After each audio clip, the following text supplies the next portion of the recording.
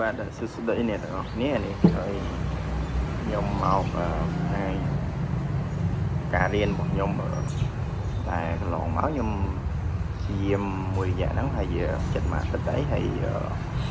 ការចាប់អកខ្ញុំចាប់បានហើយជា4-5អកដែរហើយគឺការឆ្លាស់ដៃដូរអកបានទៅតាមការព្យាយាមប្រហែលថ្ងៃហ្នឹងអញ្ចឹងចាំមើលខ្ញុំបង្ហាញបងប្អូនទាំងអស់គ្នាដែលយើងព្យាយាមរៀនលេងហ្គីតាទាំងអស់គ្នាហ្នឹងណាបាទអញ្ចឹងអានេះចាប់ផ្ដើមពីអក្សរ C ដំបូងបាទអក្សរ C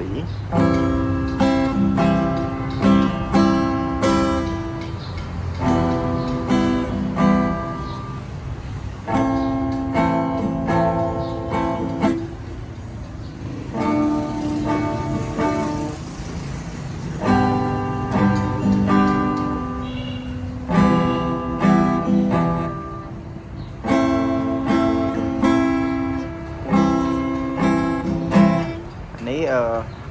មួយរយៈហ្នឹងខ្ញុំព្យាយាមបានប៉ុណ្្នឹងហើយទីមួយផ្លេចហើយឈ្មោះដូចជាកCខ្ញុំអត់ចាំគេហៅអីចឹងបាទ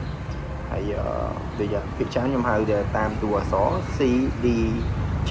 E M A M ចឹងណាបាទអីចឹងអ្នកខ្លះហៅ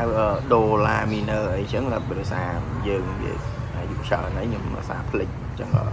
ខ្ញុំហៅទៅតាមតួអក្សរអ្នកខ្លះតែគាត់រៀនគាត់ដឹងពីអក្សរ C ស្មើនឹងស្អីឡាដូរេមីអីចឹងណាបងប្អូនបាទអានេះដោយសារខ្ញុំរៀនអត់មានគ្រូទេហើយខ្ញុំព្យាយាមធ្វើម៉េចឲ្យចាប់អក្សរបានអញ្ចឹងអានេះសូមលើកទឹកចិត្តទៅបងប្អូនទាំងអស់គ្នាដែលគាត់អត់ដែលគាត់រៀនចេះ